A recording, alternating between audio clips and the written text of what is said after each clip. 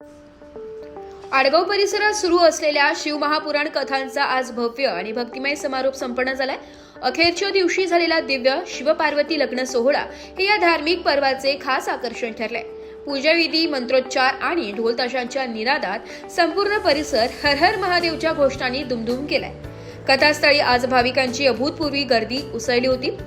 महिलांचा उत्स्फूर्त सहभाग, पारंपरिक वेशभूषा आणि सजवलेल्या देवमंडपामुळे वातावरण अधिकच पवित्र आणि मंगलमय झाले। महाप्रसादासाठीही मोठ्या संख्येने भक्तांनी उपस्थिती लावली। आयोजक रवींद्र जाधव आणि कविता जाधव यांच्या समितीने उत्कृष्ट व्यवस्थापन करत सर्व धार्मिक कार्यक्रम सुरळीत पूर्ण केले। शिवपार्वतीच्या दिव्य मिलनाचे साक्षीदार झालेल्या भाविकांनी सुख, शांती आणि समृद्धीची प्रार्थना केली। नमस्कार, नाशिक लोकशाही न्यूज मध्ये सर्व प्रेक्षकांचे स्वागत। तर गेल्या 5 दिवसांपासून आडगाव परिसरामध्ये शिवमहापुराण कथेचे आयोजन केलेले होते आणि आयोजक होते रवींद्र भाऊ जाधव। तर ते आपल्या सोबत आहेत। तर गेले 5 दिवस अतिशय भक्तिमय आणि आनंदी परिसरामध्ये हे कार्य संपन्न झालेले आहे। तर इथून पुढे ते नागरिकांना काय संदेश देणार आहे आणि इथून पुढे असेच कार्यक्रम ते कशा प्रकारे राबवणार आहेत याबद्दल अधिक माहिती आपण त्यांच्याकडनं जाणून घेऊया। येणाऱ्या काळामध्ये नाशिक नगरीमध्ये जो कुंभमेळा होऊ घातलेला आहे 2027 रोजी, नाशिक ही संतांची भूमी आहे।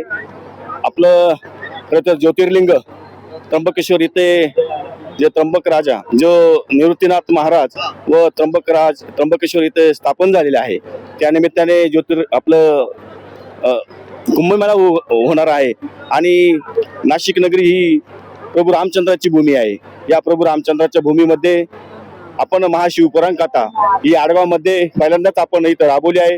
असे धार्मिक सांस्कृतिक कार्यक्रम घेण्याचा माझा मानस आहे। येणाऱ्या काळामध्ये जनतेने माझ्या सोबत असंच प्रेम दाखवलं तर मी असेच दरवर्षी असे कार्यक्रम घेणार आहेत। धन्यवाद। नक्कीच सरांनी सांगितल्याप्रमाणे त्यांनी अतिशय चांगले काम केलेले आहे आणि आपण आता सध्या बघू शकतो की हजारोच्या संख्येने भाविक इथे उपस्थित झालेले आहे आणि दबक्या आवाजांमध्ये भाविकांमध्ये अशी चर्चा आहे की होणारे पुढचे नगरसेवक भावी नगरसेवक आम्हाला रवींद्र भाऊच पाहिजे आहे। तर नक्कीच सर निवडून येतील यात काही शंका नाही। आणि सर्वात महत्त्वाचं म्हणजे अशा या भक्तिमय वातावरणामध्ये भाऊंनी 1111 रुद्राक्षाच्या माळा देखील दिलेल्या आहेत। तर त्यामुळे भाविक अतिशय आनंदी देखील झालेले आहे। लहान मुलांपासून तर मोठ्यांपर्यंत सगळ्यांमध्ये आनंदाचं वातावरण निर्माण झालेलं आहे।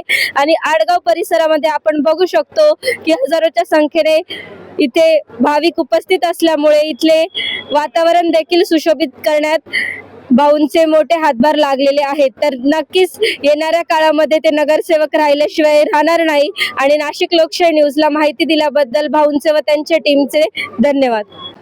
तर महाराष्ट्रातील सुप्रसिद्ध कीर्तनकार कांचनताई जगताप आपल्या सोबत आहेत। तर आपण बघू शकतो हजारोच्या संख्येने भाविक इथे उपस्थित आहेत। तर त्यांनी अन्न पुरवठा, साड्या तसेच अन्न पुरवठ्यामध्ये गहू, तांदूळ असे धान्य दिलेले आहे। तर हे धान्य ते गरिबांना पोहोचवणार आहेत व गरिबांची सेवा करणार आहेत। तर त्याबद्दल आपण त्यांच्याकडूनच अधिक माहिती जाणून घेऊया। खरं तर सर्वांना रामकृष्ण हरी, हर हर महादेव। आमच्या रवींद्र भाऊ आणि कविताताई जाधव यांच्या गोड अशा भव्य दिव्य नियोजनामध्ये आजची ही कथा, शिवमहापुराण कथा पार पडलेली आहे। 5 दिवस आडगावकरांनी अत्यंत आनंद लुटलेला आहे आणि आजची सांगतेचा दिवस आहे। आज शिवमहापार्वती विवाह झालेला आहे। या विवाहाच्या निमित्ताने सर्व लोकांनी या ठिकाणी दान दिलेलं आहे। कदाचित मात्र त्या ठिकाणी सर्व लोक, कोणी धान्य घेऊन आलेलं होतं, कोणी वस्त्रदान केलेलं आहे। मी स्वतः अनेक कथा झालेल्या आहेत, पण प्रत्येक कथेला जे काही दान येतं, जे काही लोक देतात ते मी स्वतः माझ्या घरी नेत नाही। तो गोर गरिबांमध्ये हे वाटप कार्य आमचं चालू आहे। का तर त्यांनाही या कथेतनं फायदा व्हावा किंवा मात्र देणाऱ्यांनाही पुण्य प्राप्त व्हावं, एवढाच आमचा उद्देश आहे। गोर गरिबांना मी वाटण्याचा प्रयत्न करतोय आणि हे पुण्य रवींद्र भाऊंनाही लाभणार आहेत आणि आडगावकर मंडळीला देखील लाभणार आहेत। म्हणून ब्युरो रिपोर्ट, नाशिक लोकशाही न्यूज, नाशिक।